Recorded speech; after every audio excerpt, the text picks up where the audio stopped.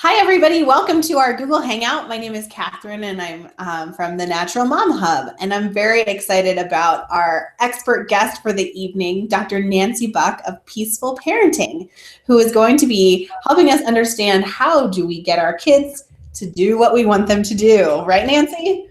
I'm going to at least explore the topic. Let's put it that way. Okay. She's not making any promises, people. So, but that doesn't mean that we're not going to absorb as much as we can over the next hour and see where it takes us. So, Nancy, could you just kick us off by telling us a little about yourself and how you got into this business of working with parents? I'm delighted to. I'm going to give you a little bit. So I started life as a registered nurse, and I decided to work in the psychiatric field, in the mental health field, behavioral health field. And in my working, and actually when I was still in college, one of the things I had to do was read a book and do a book report. And I chose a book that my father happened to have. He was an elementary school principal, a book by William Glasser called Reality Therapy. And I remember I fell madly in love with the book.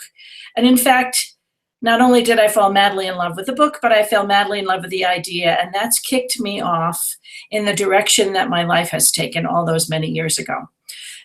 So I was a psych nurse, as I said, working in a psychiatric hospital. Then I was working in mental health centers.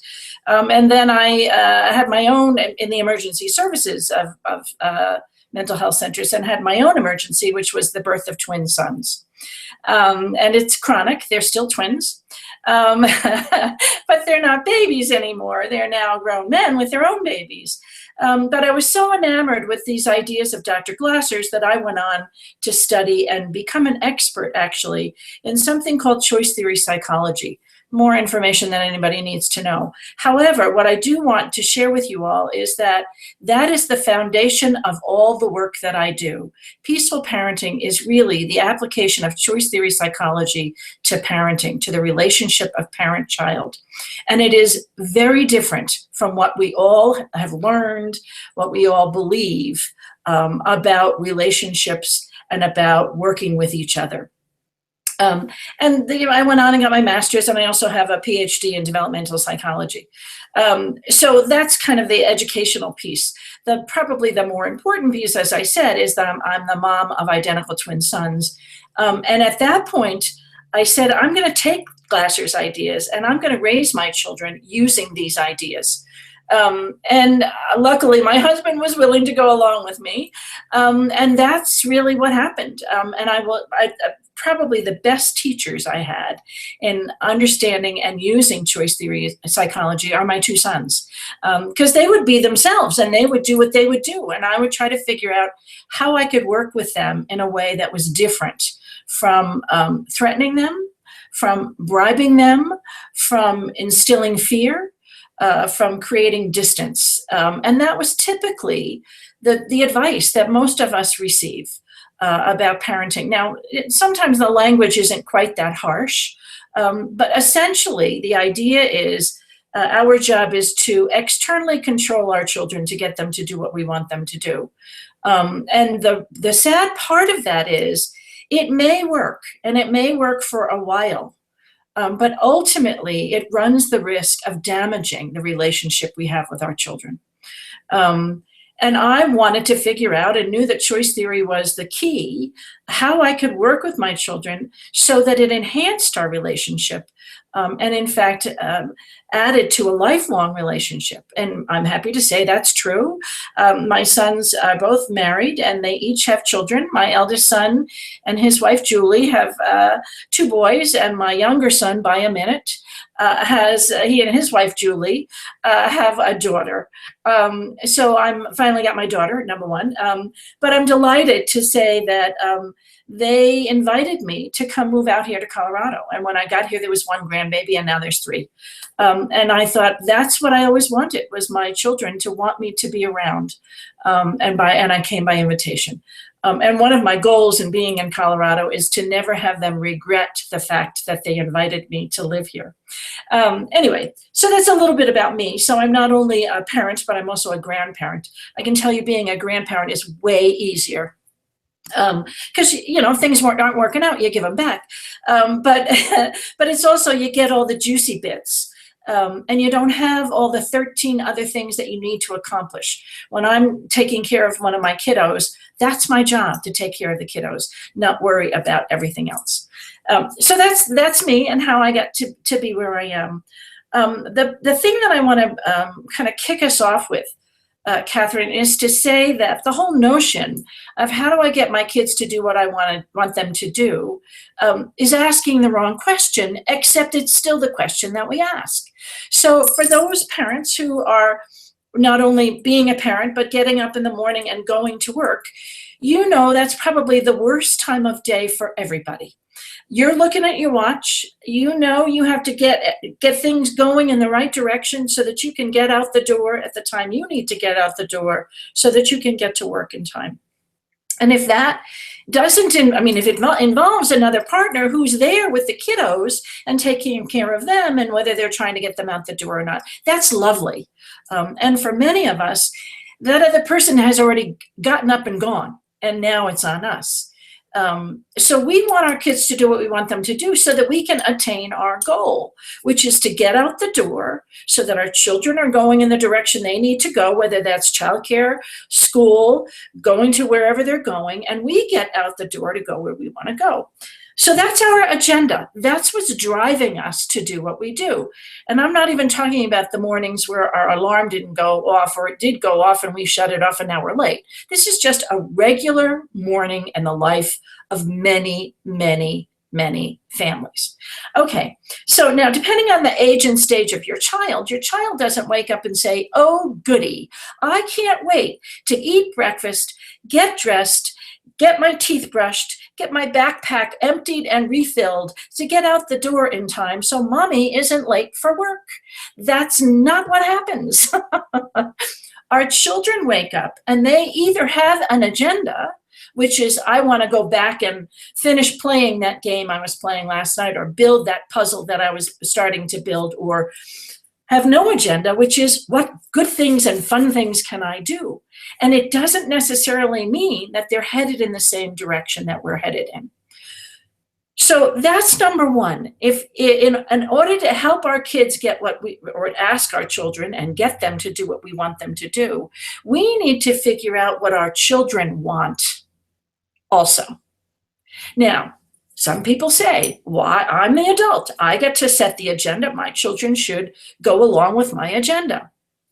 That's true. I don't disagree with you, except that between you and your child, there should be at least one adult. And hopefully that's us, the parent. And because we're the adult, we have more experience, we have more flexibility, and we have more problem-solving skills than our children do. So that what we need to do is find out what our child's agenda is, tell them what our agenda is, and build a plan that moves in the direction of both of us getting what we want. Of actually taking some action in a positive direction. So before we go further, Nancy, let's kind of set the stage with like what age child responds really well to these tactics, let's say. Okay. So this won't necessarily help a child who's anywhere between the age of birth to adulthood. I mean, what happens is, so those of you who are in a partnered relationship, just think about it. You have an idea of what you want to get done, whether it's to get, the house cleaned or finish a project, or we could take the most recent Christmas holidays. There are certain things that you want to get done. Your partner has a list of things. Now, sometimes it's lovely when both of you have similar things on your list, but there are things that are on your list that are not on your partner's list. What do you need to do? And if you both are going to participate, you need to find out what each person has on their list and figure out how you're going to do it. Or more concretely, you want to go out to dinner. You want to go to Italian. Your partner wants to go to Chinese. We got to figure it out. Maybe we'll go to, for sushi, we'll compromise and go to neither. But we have to figure out a way for both of us that can get what we want in a respectful way. And the same thing is true between parent and child. Just because we're adults doesn't mean our agenda is more important. It just means it's different from.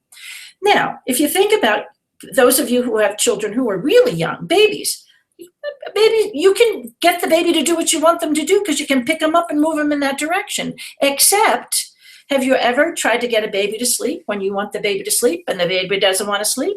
And I know who wins, and it's not you, parent.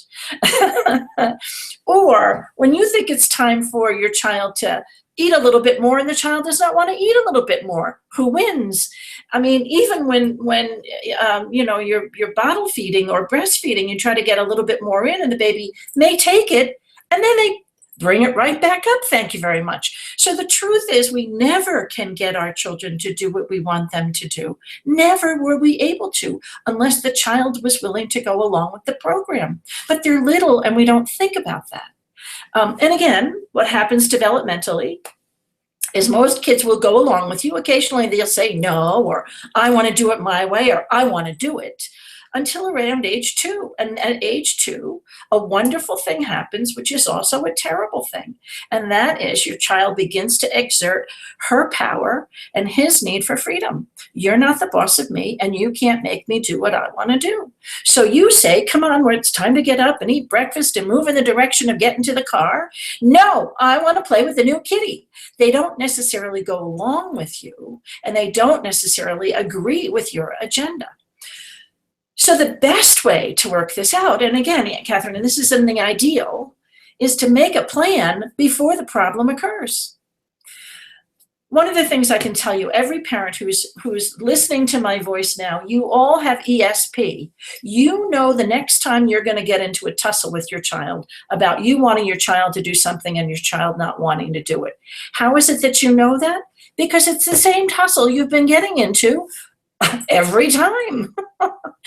And we have this magical notion that tomorrow will be different. Why? Nothing's happened, except the sun went down, the sun came up.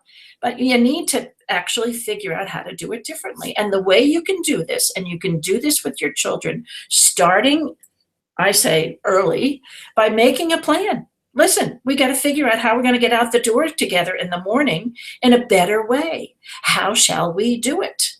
And your kiddo will tell you. So I'll give you one example. A mom who tried to get her kids getting them up out of bed because so they could get up, so they could start moving in the direction, and they wouldn't get up. She would ask, she would plead, she would threaten, she would shout, she would, all the usuals, we know those things, and they wouldn't do it. So I said, all right, have a conversation with them and find out if the morning went just the way they wanted the morning to go, how would it go? And she was quite convinced the kids were going to say that they could sleep later in the morning because she wanted them to sleep. That's why she thought they weren't getting up, because they wanted to sleep. When she asked them, what she found out is the kids said, I want to get up and play. I want to play before I go to work. Before I go to school. Well, if you do that, you'll have to get up earlier. That's okay. They said they were willing to do that. That was the ultimate plan. Now there's some stages in between, but she got them up earlier so they could play. So now they're ready to eat breakfast, get dressed, put their backpacks, move in that direction, because for them, the highest priority was play, not getting up and getting ready to go out the door. It made sense. So you make a plan. Here's the most important thing I can tell you, because if it's a Saturday afternoon when you're making a plan, everybody thinks it's a great idea what's going to happen Monday morning until Monday morning arrives. So the most important thing we need to know about the plan is it's going to fail. The night before, you can say, so what are we doing tomorrow? This is what we're going to do. And Monday morning arrives and the plan will probably fail. What you do not want to do is yell at them, blame them, shame them. You said you would. How come? If you don't do it my way this next time, I'm going to take away all your privileges. That's what you don't do. You do the best you can to get out the door the way you're getting out the door now. And then sometime, for this mom, it was when she drove them to school, you review the plan. Was the plan a good plan?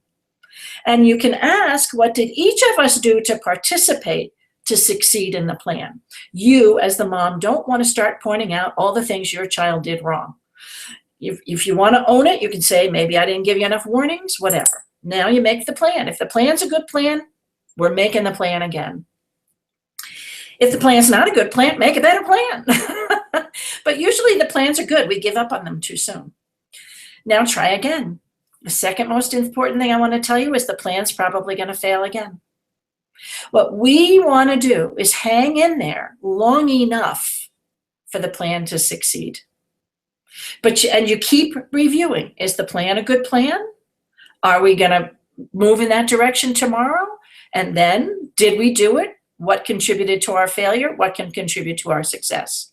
Now, some parents tell me, how long will it take? Longer than you want, but shorter than you fear. Somewhere in there. For this mom with her kids, it took 2 weeks. And I thought that was pretty incredible. And I asked, how come you hung in? And she said, because you told me it was going to fail, so I knew I wasn't doing anything wrong. And I knew I had nothing to lose by continuing to plan. The plan is, this is our problem. How are we going to solve the problem together? Yeah. Yeah, can I jump in about one thing, Nancy, that you said? Because I think, we are all looking for like these magic wands, I guess, in parenting, for someone who's going to tell us, okay, try this and it's going to be fail proof and it's guaranteed to work the first time. And we're probably exposed to tons of really great ideas, but we get too wrapped up in determining whether or not it's been successful before we've given our children a chance to really respond to a change. Because, right, I mean, we're trying to come up with some clever way to get them, instantly succeeding. Exactly. Yeah. So, I mean, you're a professional. You've been coaching parents on this for a long time. So I just love this concept. I think it's applicable to, even like the sleep training books that we read as parents, and whether or not we have, made it, and all the like doubt and guilt and stuff that we feel that we're kind of like projecting onto whatever parenting challenge we're having. But so there's a couple of things with that, Catherine, and thank you for that. What I want each of you to go back to it. Remember when your child was first learning to stand, so that the child finally stood, let go, and what happened? They fell. And what happened next? They got up again. And what happened next? They fell. So they stand and they fall, and they stand and they fall over and over and over again. Children know that failure is part of learning. We parents forget that failure is part of learning. We don't tolerate it, and we think, oh, they're going to have their feelings hurt. Oh, they're not going to. It never happens. When your child was learning to stand, they stood and fell, stood and fell, stood and failed, stood and failed, and never, occasionally they might, get a little upset. I wanted to succeed, but they still get up. And they don't say, incentivize me. Give me the promise of a goodie if I learn to stand. No, they want to stand all by themselves. We don't have to do anything. That motivation comes from inside.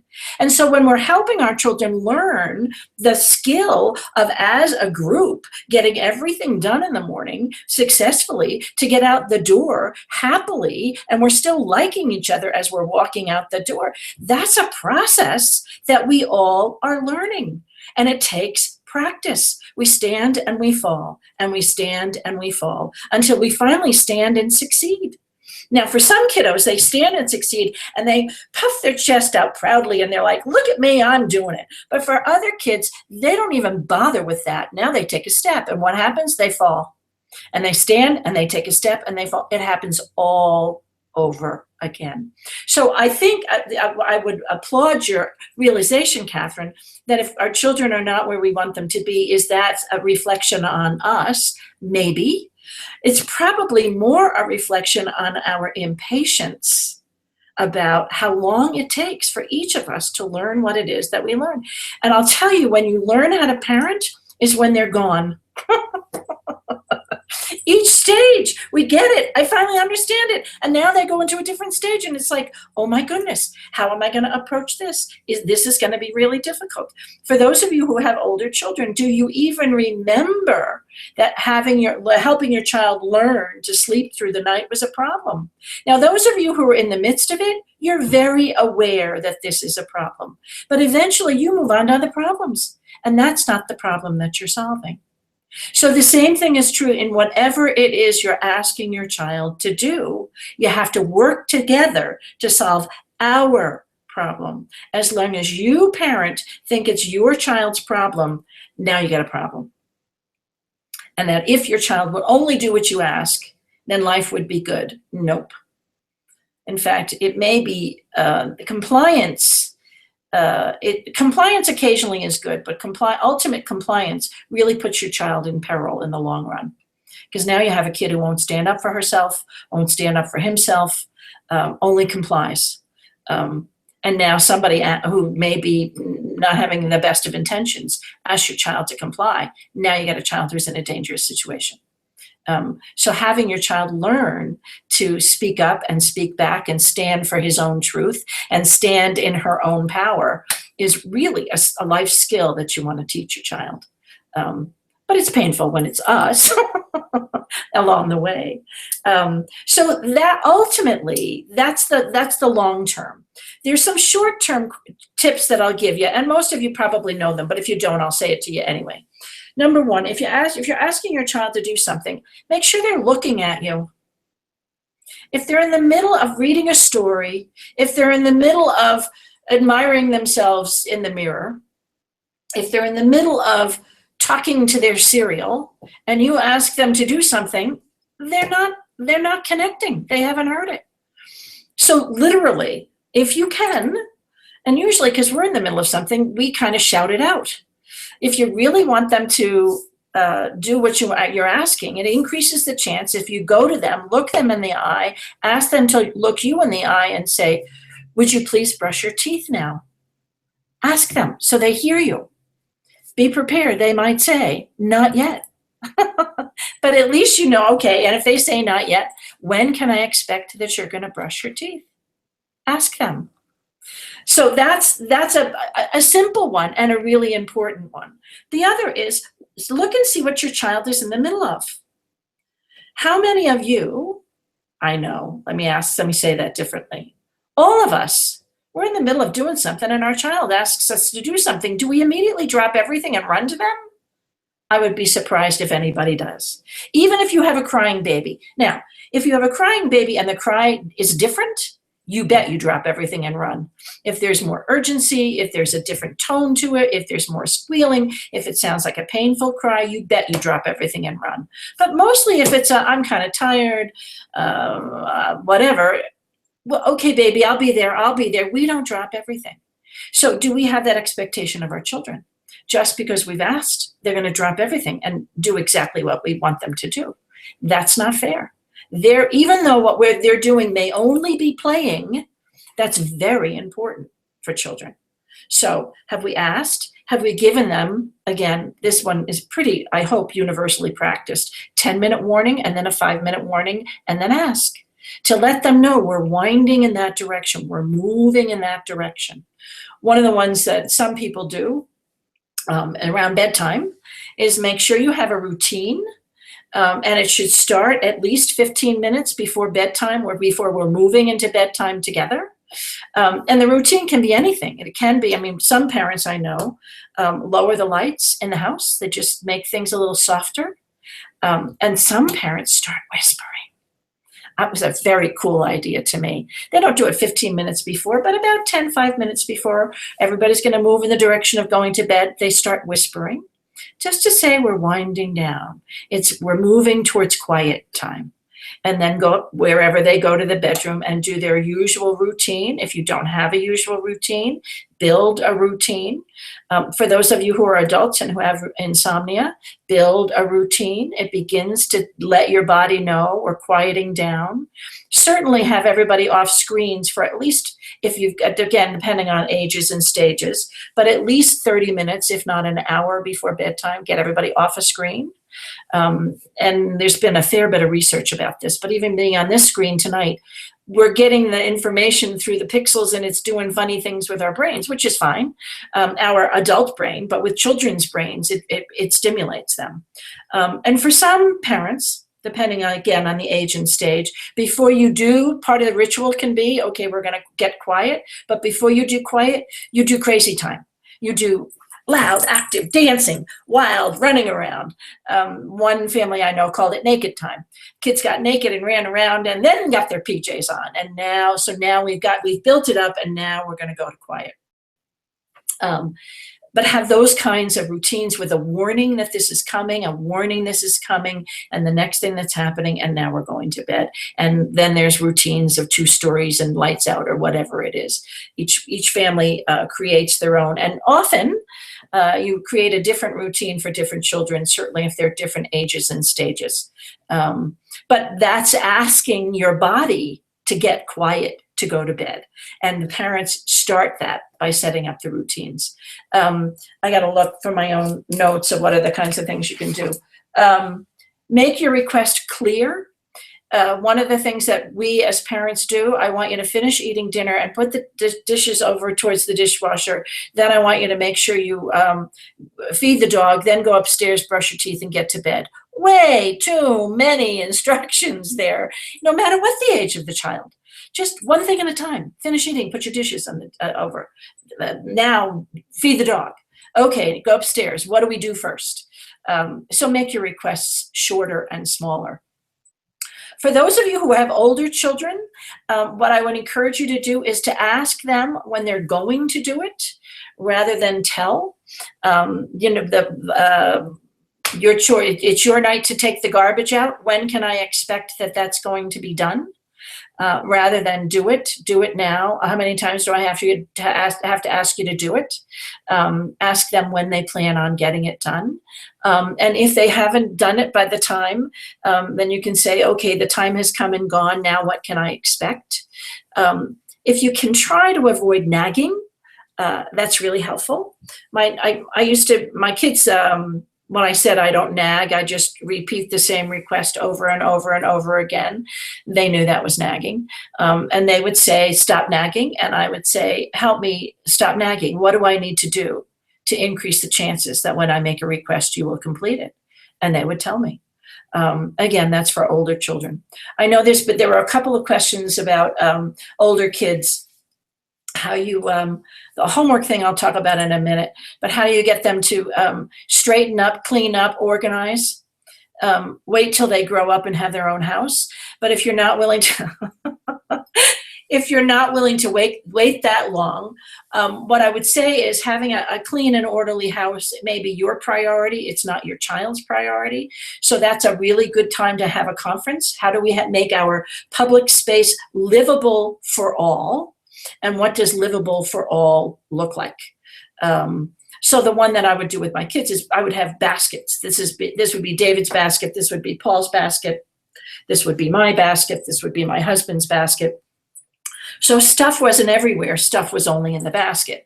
Now, I've, of course, had the idea that each child would, at the end of every day, pick up his stuff and put it in his basket.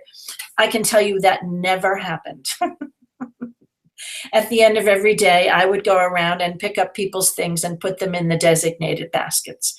However, when my one eldest son had a place of his own with his then fiance, and it was essentially a 2-room place, I had an upstairs and a downstairs. And my son came down. I was visiting overnight, and he came downstairs and said, "Mom, we try to keep things neat. Would you please pick up after yourself?" I did the dance of joy. I mean, it happened. It just happened when he was older and out of my house, but he got there. So I would say that if you've got really clear, for me, I would call it strict ideas of how you want it to look. Your job is to figure out how to ask your child to what extent is she willing to participate with you, and what can you expect to find that compromise. 2-year-old children do not care about having orderly neatness. 2-year-old kids do like putting all the yellow stuff in the yellow box and all the red stuff in the red box. And there are some children who really do care about that, but most children don't. The other thing that I would say is but you get to make this rule up for yourself. In my house, the children could have their rooms the way they wanted, Public space was what we talked about, but their rooms could be the way they wanted to be without having any food or crumbs. You had to eat in a place where ants would only be in one spot and not all over the house. And occasionally, their father was more on this than I was. Occasionally, he would say, okay, now you got to dig out your room. It's time for you to do something with your room.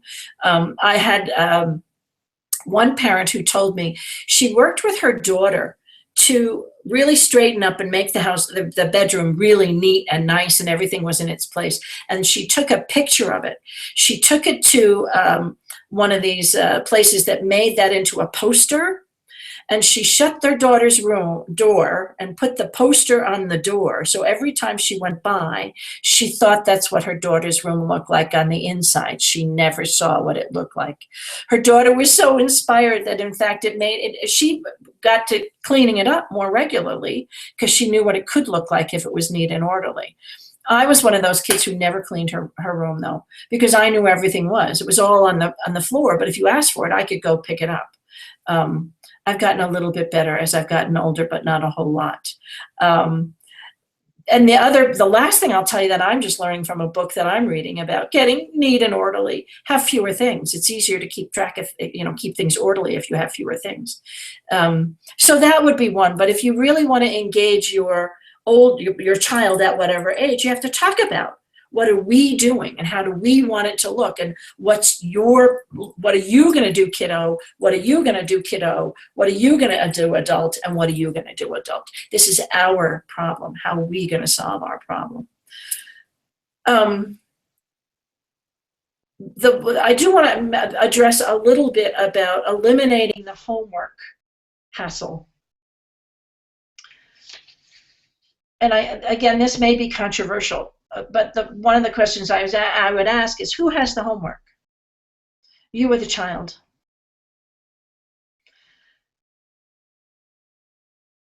Are you willing to take that on, parent?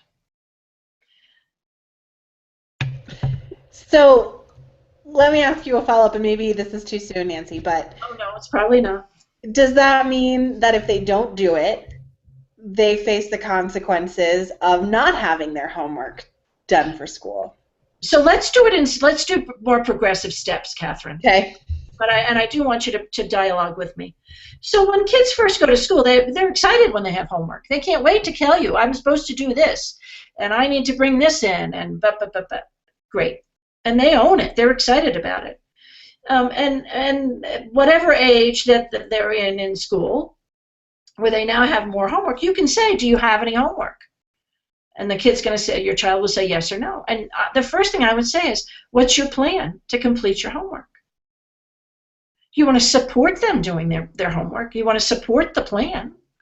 If they want to do it in the middle of the family room with the television on and a headphone set on, and you might say, are you going to be able to successfully complete your homework that way? And if they can, they can. And if they can't, let them figure that out. One mom I know wanted her child in utter silence. She grew up in another country where absolute silence was necessary, was created in the classroom and at home for the completion. Her child could not tolerate silence. This child could not successfully complete his homework in silence. And the conversation went on that she was insisting it be silent, and he said he couldn't tolerate it. And finally, they worked it out. He was more than willing to do his homework his way, not her way. But you want to start with, do you have homework? Are you going to do it? When are you going to do it? And how can I help you? Instead of immediately taking over how it's going to be done, when it's going to be done, how it should be done.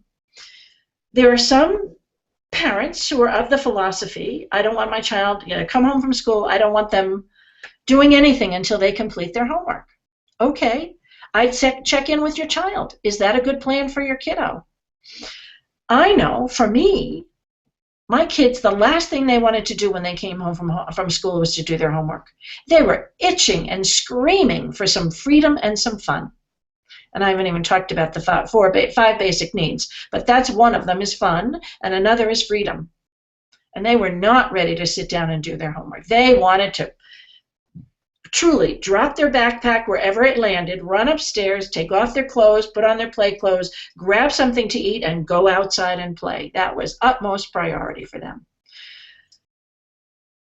Then they'd come in before dinner and they would do their homework. Now, I can tell you, I never told my children when to do their homework. Never. And I don't think it's because I was such a great mother. I had those kids that's who they were. Sunday morning, they would get up in high school. Each of them would get up and they would immediately do their homework. And I would say, what are you doing? Homework. Now? Well, I don't want it hanging over my head all day.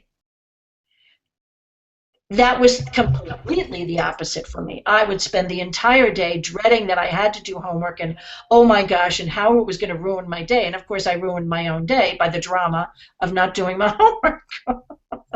You know, I love that you're kind of giving your children the space to start to, you know, make their own plan, like what works for them, and not always assuming that the way we do things and what worked for us when we were doing our homework as kids is going to work for them. You know, we're encouraging and promoting them to say, well, was that successful? Because maybe with the TV on, you know, it took you a little bit longer, or you weren't able to focus, or whatever it is, but kind of honoring that. And it sounds like you're encouraging that from a young age, for them to be making their own plans from a pretty young age. And the schoolwork is my child's responsibility, not mine. My job is to support my child to be successful in learning and understanding and be excited about learning. So with that, let me drill a little bit deeper. Choice theory teaches us that we're all born with 5 psychological needs. These are basic instructions.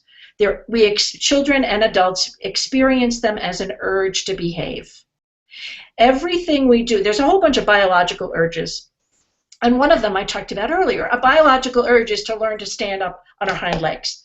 We don't have to get down on the ground and say, now's a good time to stand, honey. Now's a good time to learn to walk. Children do that all by themselves. We don't have to do a thing.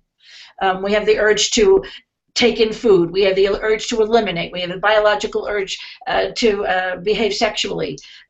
Children have sexual experiences from birth on. When you're changing your baby's diaper and they touch different places and realize it feels good. That's part of the biology. And it was Mother Nature's brilliance to make it feel good, so we would do it so more babies would be created. So sex education actually starts with infants who are touching themselves and discovering what feels good and what doesn't feel good. Those are all the biological urges, but we also have psychological urges. The first of which is survival, but the psychological part of that is we have an urge to feel safe and secure. So every one of us feels safe and secure in our home right now. But if we heard some unusual, scary sound, nobody would stay here listening to the webinar. You're going to go take care of it because you have an urge to feel safe and secure. We have an urge for love and belonging, connectedness. Every child has an urge to feel loved and connected to parent, to child, to the extended family. And we have that same urge towards our children and towards other people. And when we're disconnected from the people that we love, we feel lonely. We want to connect with them. We have an urge for power. There are 3 kinds of power: power over, power with, and power within. So let me stop here for a minute to say we're born with these urges, but we're not born knowing how to follow the urges responsibly and respectfully. Our job as adults is to teach our children how to follow these urges responsibly and respectfully. And responsibly means the ability to meet your needs in ways that doesn't interfere with anybody else's need to meet their needs. And respectfully means that we care enough about each other to not trod on one another's feelings and needs. So power over.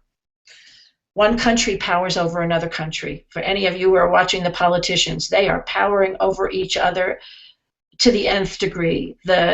It's funny, a little disturbing, to see what's going on with Donald Trump and Ted Cruz. They are just bullies in the playground, just upping the ante, upping the ante. However, Whether it's respectful or not, I don't know, but neither of them is taking out a gun and shooting the other, which does happen in some countries. You don't like your opponent, you kill them. That doesn't happen in our country. We use words, but anyway, they're both trying to vie for the same power. When a 3-year-old walks into a room and sees another 3-year-old has a toy that she really wants, she goes over and grabs that toy. She doesn't say, oh, can I have it, or can I have a turn? She grabs it. And if the child who had the toy doesn't want to let it go, now we got to tussle. And we as the adults need to go over and say, okay, kiddos, you both have a turn with the toy. We have to work this out. But that's power over. As adults, we have the capacity to power over our children because we're taller and because we're stronger and because we're smarter. But if that's all we ever do in an attempt to help our children learn, eventually we get in trouble because they get taller. You can pick up a 2-year-old, you can't pick up an 18-year-old. Anyway, power with is what we're doing tonight. I'm sharing these ideas with you. And as you pointed out, that's what I would do with my kids, to say, you got the power of the homework. How are you going to work it out? How can I help you be successful? How do you want me to support you? You get to make that choice, kiddo, not me making it for you.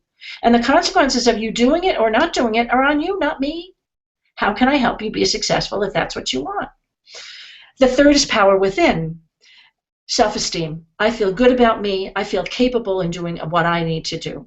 And when we parents go in and take over, we damage our children's self-esteem. We say they don't have the capacity to do it themselves. Instead, what we want to do is teach them to do it themselves. So the child who finally stands and doesn't fall, great sense of power within. Look what I can do.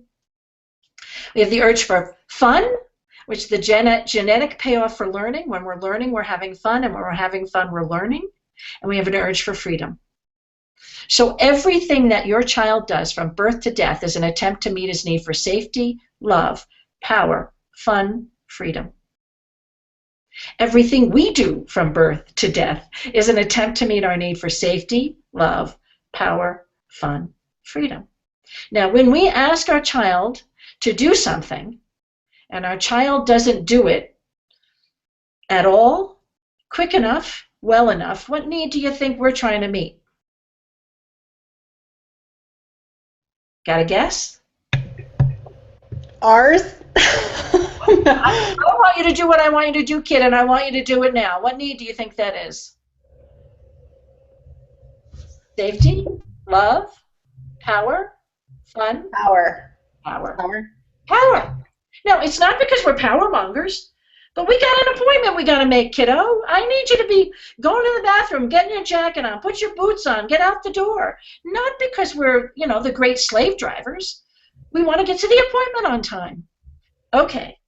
So when we use power to try to get our child to do what we want them to do, they're either going to go along with it or they're going to resist. Now, they may go along with it because they're not doing anything else. They may say, I'm coming, but let me finish this last thing I want to do here, Mommy. Or you got other kids who are in developmental stages, pretty much all teenagers. Now I don't want to do it because you're telling me I have to. And watch how you can't make me. Which is similar to a 2-year-old. So, in order to be successful, what we need to do is power with. We got to get to this appointment on time. These are the things that need to be done. How do you suggest we get it done? Let's work it out together. Power with and getting to our assigned place, much greater chance of success. That doesn't mean that you're always going to negotiate with your child. That doesn't mean there aren't times you're going to say, you do it because I say so. You do it now because we don't have time to fool around. The plane won't wait for us. Let's go here, kiddo.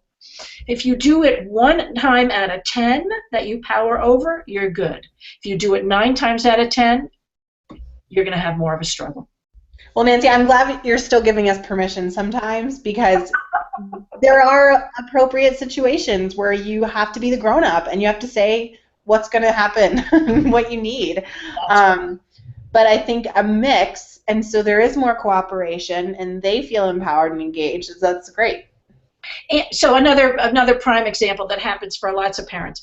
2-year-olds, that's when they want more power, they want more freedom. So you give them more choices, but you give them, actually, there's a tiny hint, huge, give them 3 choices, not 2. And you give them 3 choices, suddenly it doesn't feel like it's your choice and my choice. But you still have power over the choices you make. So my kids wanted something to drink. I didn't want them to have juice, too much sugar between meals. I didn't want them to have milk; it would spoil their. They were allowed to have water. Now, this is again millions of years ago. There weren't the choices of water that there is now. They could have refrigerator water, sink water, or water from the bathroom. What water did they want? Obviously, I was in control of what they were choosing, right? But they I want bathroom water. I want sink water. I mean, they were really clear about what they wanted. Which is great because I love the way you set up those choices because it was going to be what you wanted them to drink no matter what. It's a non-choice choice. That's right. And we can do that. Okay, kiddo, here in the morning, you get to choose what you're going to wear. Here are the 3 outfits you can choose from. Now, if they choose one top from one outfit and another bottom from a different outfit, leave it alone. Yep. Because they've made that choice. Or if you want them to be able to wear, their bedroom slippers or their PJs and a tutu with the whatever, and that's okay for you, it's okay. It should be okay. Actually, some mom told me that they sold this as a fundraiser in her school, a big badge that the child wore that said, "I dressed myself." These were for the mothers who were horrified that other mothers would think that you let your child wear that to school. So they had these these badges so that the mothers could still feel powerful by also allowing their child to have some choices. Anyway, I think I may be winding up here when I should be winding down, Catherine. Any other questions that you know of that we should be addressing? So let's talk specifically about technology. Oh, good. And when kids will say, just one more minute, or they try to put us off, and actually my husband does this, so you can help me with this, so it'd be great. Because I think that's a question that we do see coming up a lot is technology. And let me just say, Nancy, that we had a little technology glitch getting our live broadcast started, but for everybody that is tuned into us now, the recording did capture everything, so we'll make sure that everyone gets what they want from this because it's been awesome. So on technology, go ahead and take it away. With the technology, so there are several things about this. One of the things I want parents to do, and I'm not going to give you any choice. I'm going to know your names, and I'm going to come follow up and make sure you've done this. I'm kidding. But you need to do research to find out what's the amount of screen time that's appropriate for your child's age. Because there's more and more research that says that children up to a certain age should not be on screens at all, which is virtually impossible. If you're holding a child in your lap, a toddler in your lap, and you're on your phone, guess what? They're on the phone with you. And again, it's a terrifying thing, but my 2.5-year-old grandson can show me more about my phone than I can, and he doesn't spend a lot of time. However, it's in his world, and he's curious, and he's free with his curiosity. I just want parents to be conscious of what's the recommended amount of screen time. Now, based on the recommended, you can still vary it, but you need to set up the rules. There are, and again, as different ages and stages, you're going to set up different rules. Again, when my children were a certain age, I gave them the bedtime. As they get older, we negotiated the bedtime. But in the beginning, when they were 5, they didn't know. This is bedtime. They would go. But now when they're 10, now they know. So how are we going to negotiate? Same thing is true with screen time. You're going to say, I'm setting the rule. Okay, now if your child starts to protest, then you say, okay, so how are we going to work this out? Because I've done the research, and it says your brain will suffer if you're on more than this amount of time. So tell me how we can work this out. Once you've got the rule established, then you need to talk about what happens. Are you willing to follow the rule, kiddo? Are you willing to do it, or do I have to monitor you?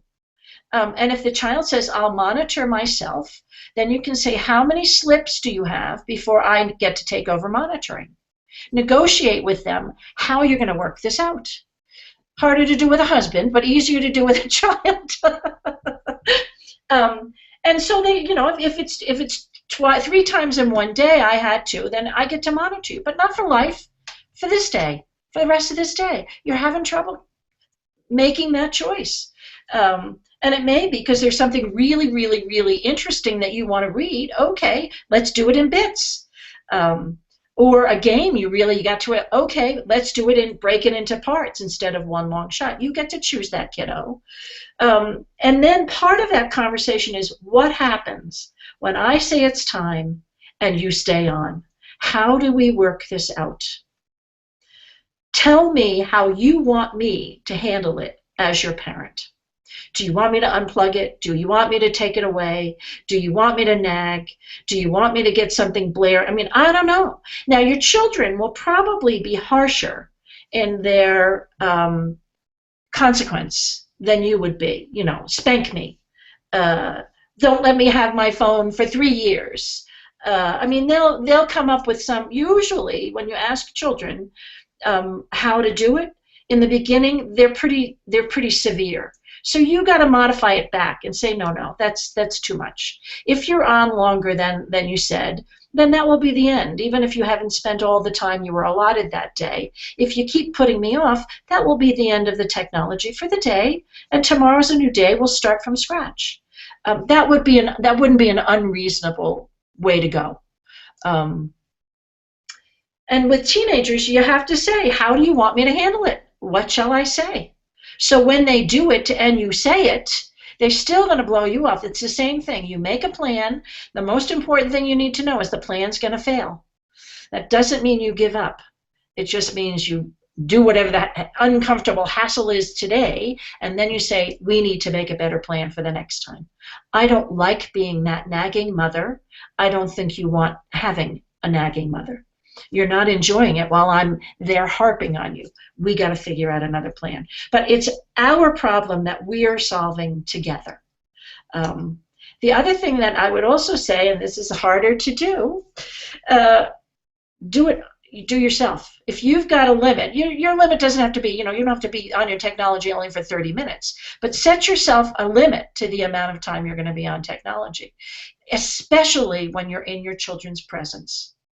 How long are you going to be on your phone? How long are you going to be on your iPad? How long are you going to be in front of the computer? Set a limit. And when you set the limit, then walk away. You also set the example of we're on it and we're off it. Both of those things are equally important. Oh, I love that idea of, practicing limits, because I know even in my own life, trying to find appropriate boundaries for technology, and like you said, the photons that are activating my brain at this late hour, and all of us that are kind of tuned into this. So I think these are awesome suggestions for technology, and that seems to be such a sticking point right now for parents, because it's just, like you said, part of our world. And it's not just children. I mean, it's the adults. I saw a New Yorker cartoon where one of those cones of shame for animals was on this guy's head, so he couldn't look down on his phone. I mean, it's the joke, but it's just who we are at this stage. So. Yeah.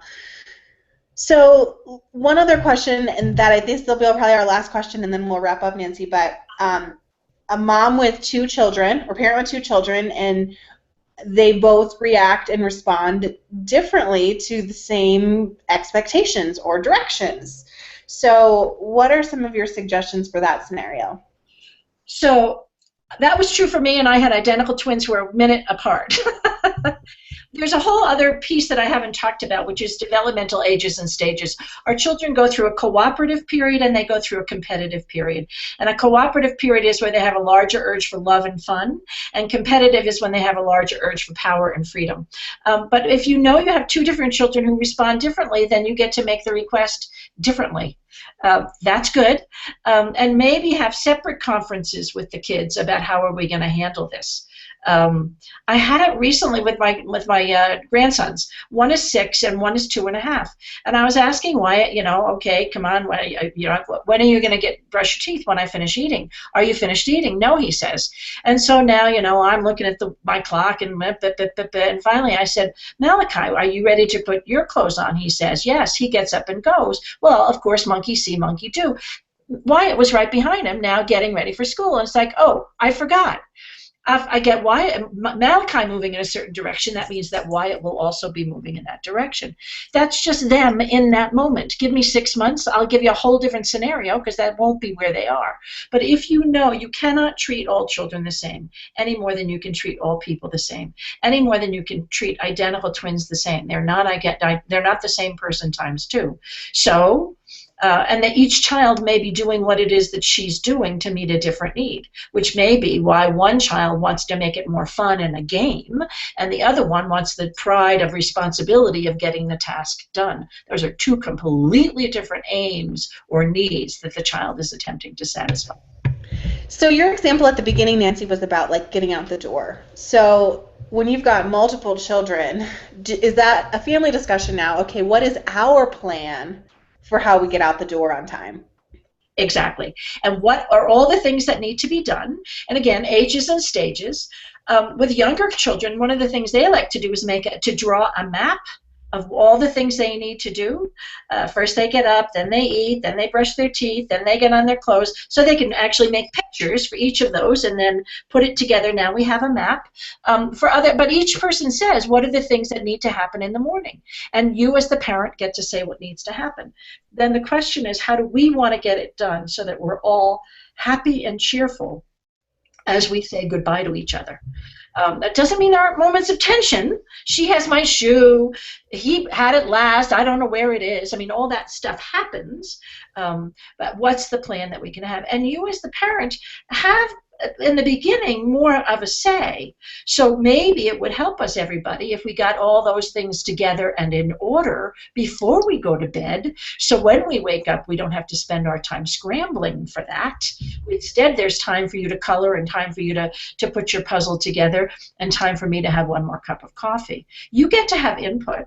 And we're all making this plan together. If you can make your plan relatively simple, relatively specific, and then you want to evaluate at some point during the course of the day, how did we do in following our plan? Each person can say how you think you did as a group, and then each person can say how he or she did and what they're going to do different. And do we need to modify our plan, or do we need to change it for tomorrow? The last part I wanted to share with you is that one family I told you that did that, and it took her 2 weeks. That was the last time she ever had that kind of a hassle with her children for the rest of their school lives. Not the school year, their school lives. They had worked out the process of how they work together to get out. But that doesn't mean that, they held the hands and walked under the rainbow. Just that was the end of that problem. Now they had to address the next problem.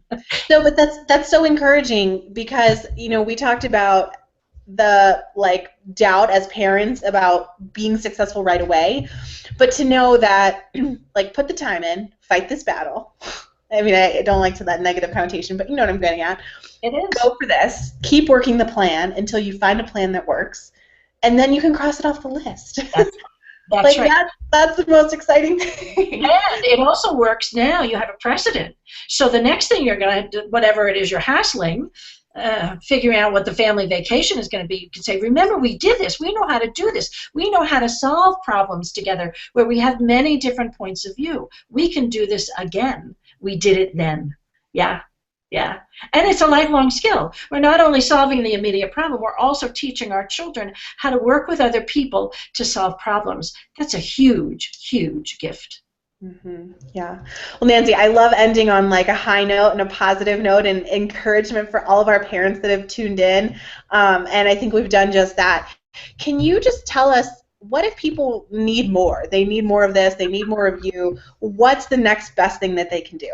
So there's several. What I would say is, first of all, thank you for the opportunity of addressing your community, and thank you, parents who tuned in and listened. Parenting is the most important job we will do in our lives, and it's the job, we're creating the world as it will be, and it's the job for which we receive zero instructions. The only instructions we get is what we learn from our own parents, and usually people fall in one or two categories. I never want to do what my parents did, or I wish I could do as well as my own parents. But with that, it's really hard. This parenting job, if we take it seriously, it's hard. It doesn't necessarily come naturally. And I would say with peaceful parenting, it really comes unnaturally because there's a fear of respecting my child's wanting to express his power. How much freedom do I give, and is it right? Is it too much? Am I being too lenient? Am I being too strict? all of those questions that you talk about, it's really a challenge. And thinking about understanding myself, my child, the world from an inside-out perspective is a very different way of viewing the world.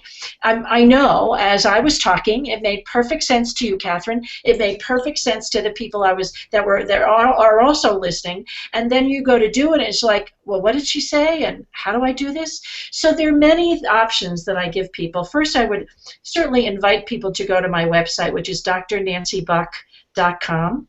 And there are a wide variety of products that you can purchase. I've written 3 books that you can purchase through my website. You can also get one of them through Amazon. I also have different coaching sessions. I've got a new one that's coming up, a membership for $75 a month. You can get a 45-minute one-on-one coaching, virtual Skype. You also can ask 2 different questions during the course of the month that I'll answer. You'll also get an encouraging "atta girl, think about this, you're doing fine," or "atta boy" email, and a free book. So I would invite all of you. I'm going to be in touch with you because Catherine is going to share my email with you. If you don't want it, just, delete. At the same time, to give you more information than just me talking about it. But as you can tell, talking about peaceful parenting is my passion. I am really excited to work with parents who want to learn how to understand themselves and their children and this whole process differently and be successful at doing it. So I certainly invite all of you to be in touch. Mm-hmm. Great. Well, thank you so much, Nancy. And the information was just amazing tonight and really eye-opening. So again, we'll make sure everybody has access to the YouTube video, and they'll be able to kind of refresh whatever little pieces and tidbits that you gave us, because they were definitely thrown in there. And I can't wait to pull out some of your great quotes from tonight.